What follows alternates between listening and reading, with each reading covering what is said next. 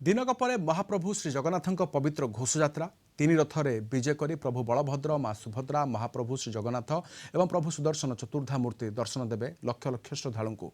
चलित वर्ष महाप्रभु रथयात्रा किट जगन्नाथ मंदिर श्रीवाणी क्षेत्र में समस्त प्रकार प्रस्तुति शेष होइछि।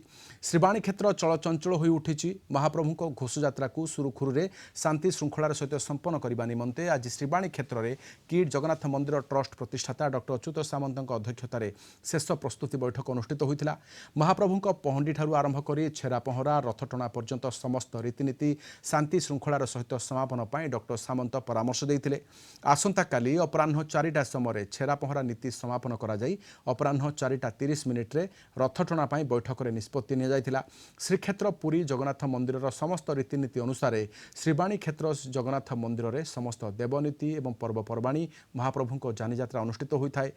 तीन रथरे नूतन कना पका सहित फूल तीन रथ को सजा जाइछि।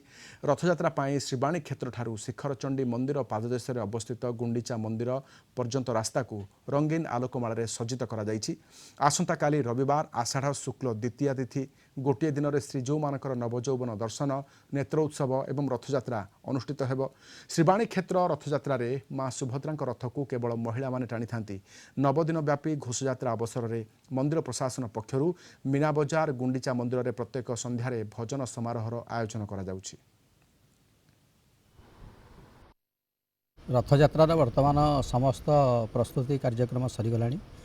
आज तो आमर लास्ट मीटिंग थिला। मीटिंग रे भी आमर किटर प्रतिष्ठाता डॉक्टर अच्युत सामंत समस्त मीटिंग समस्त सारी देइछन्ति जहाँ ताहाको समस्त दायित्व समस्त को बंटा जाइछि एवं सुचारू रूप से कार्यक्रम वर्तमान सुधा चली सब ठीक ठाक भाव में हम किसी असुविधा हेनी। एवं आसंता काली तो आमर राति 2टारू मंदिर पहड़ फिटा एवं जहाँ नीति अच्छी समस्त नीति संपादन हब समस्त सुचारू रूप से जहाँ को जहाँ जो कार्य दायित्व जो माने समस्त अच्छा समस्त कार्य समस्त सुचारू रूप से सारे।